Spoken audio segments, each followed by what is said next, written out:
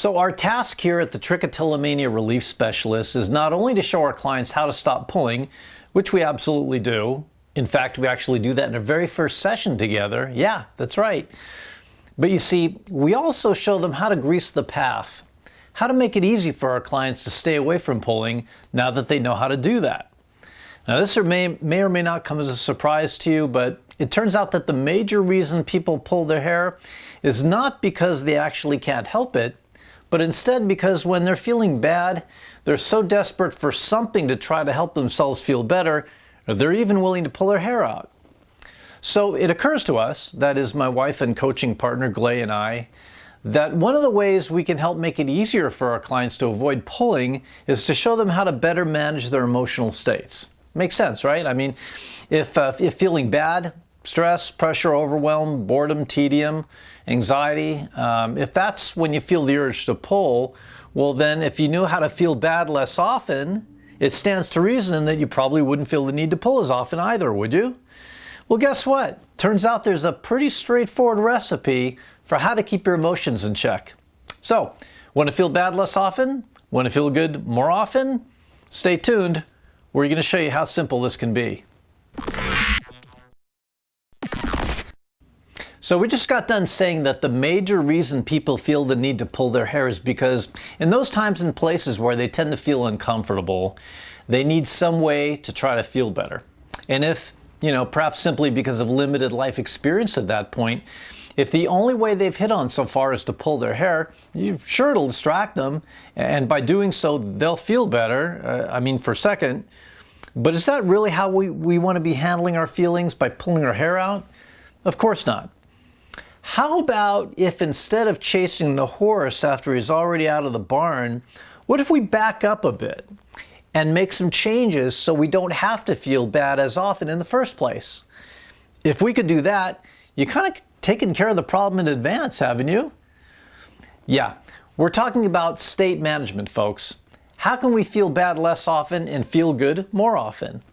Well, the good news is it turns out you're totally in control of that. Yep, totally in control of it.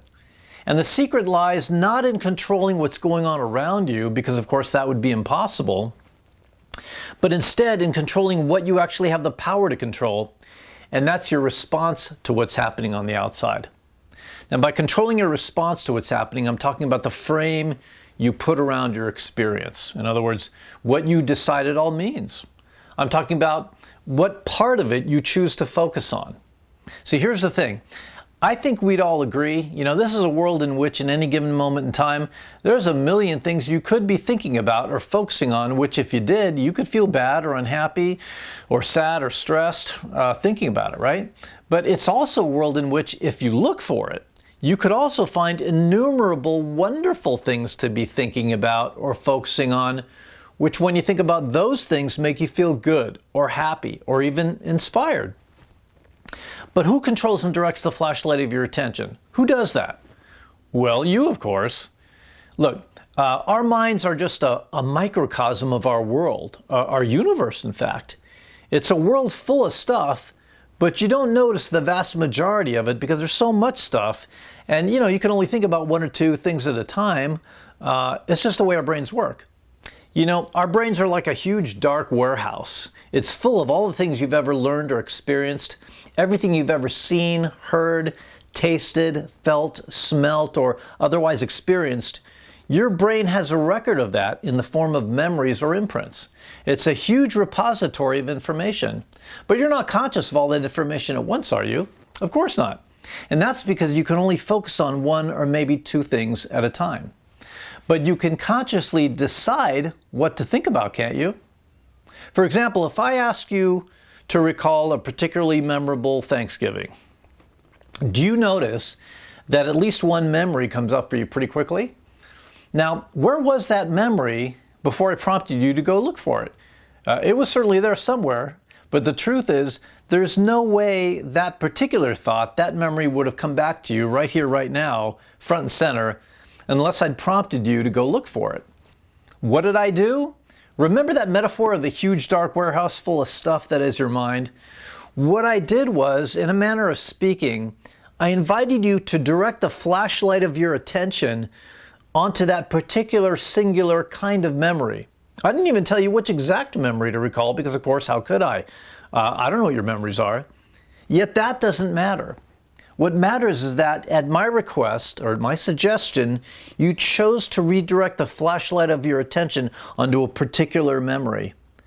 So out of all the vast collection of stuff you have in this huge dark warehouse that is your mind, notice that you have the power to control and direct the flashlight of your attention, the focus of your mind, onto this particular part of it.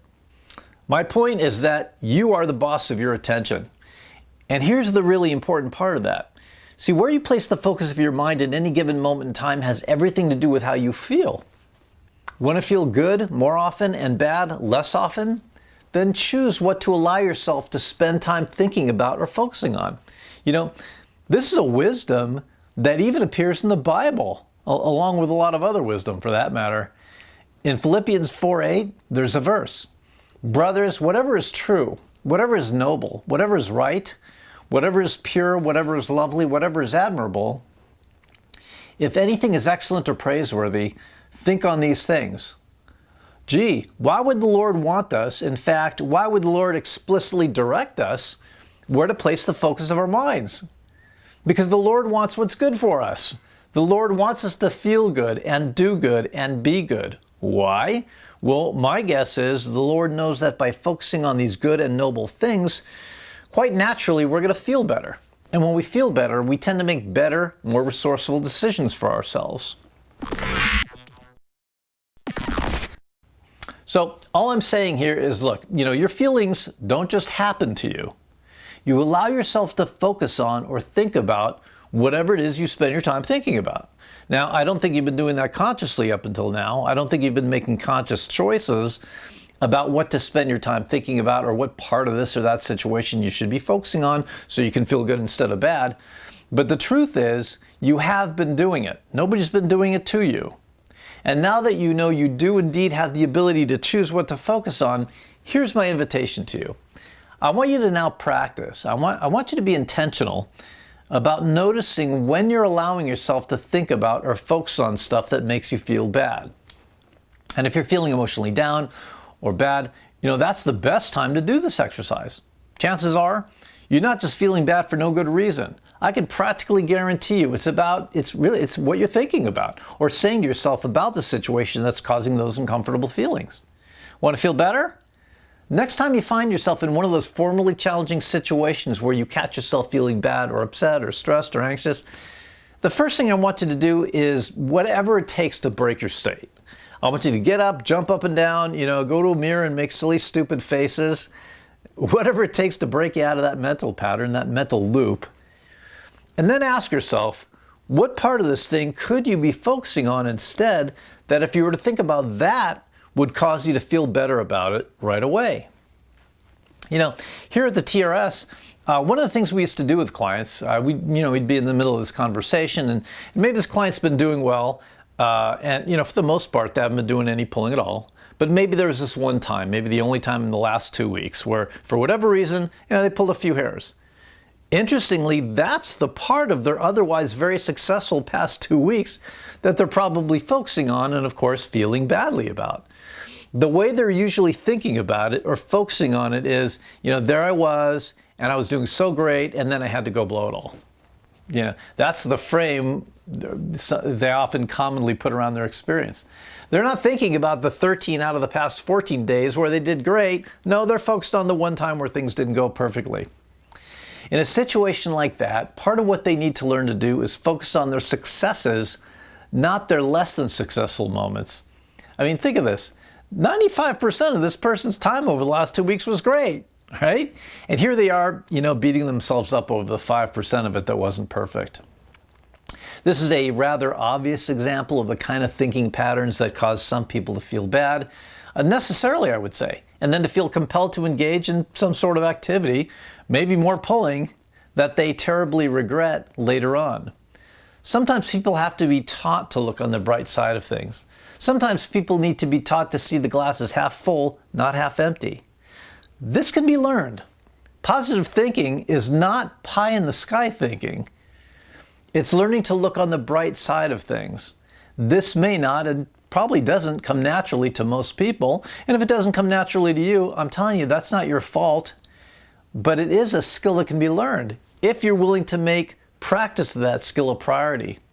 If in the interest of becoming your best self, you're intentional about practicing that skill, you will find yourself feeling better more of the time. And the better you're feeling more of the time, the less time you'll find yourself thinking about or perhaps struggling with the urge to pull your hair. Why don't you commit to this for just a day, just one day, try it out. See what a difference this makes. Start with that. And if you find it made for a better day for you, try it again the next day. Take this just one day at a time and see how much better life feels after just a few days of this. I hope you found this video helpful. If you did, please like and subscribe to our channel. We'd love to be able to notify you when we have new content, more helpful videos coming your way. And you know what? Go ahead and hit that reply button below. Leave us a comment. Talk to us. How did this video impact you? If you're watching this video at our Facebook community page, please leave a comment there. We'd love to meet and chat with you. Again, please do be sure to like and subscribe. We're here to entertain, inform, and most importantly, to empower you to begin the process of taking control of your hair pulling in ways you probably never thought possible before. If you'd like to reach out to us directly to get some information about how we can help you or a loved one, feel free to visit our website at www.trick-free.com or to call us at any time of day or night toll-free at 833-TRICK-FREE. Thanks again for watching. I'm Robert Mantell with the Trichotillomania Relief Specialist. Here's wishing you an amazing trick-free week.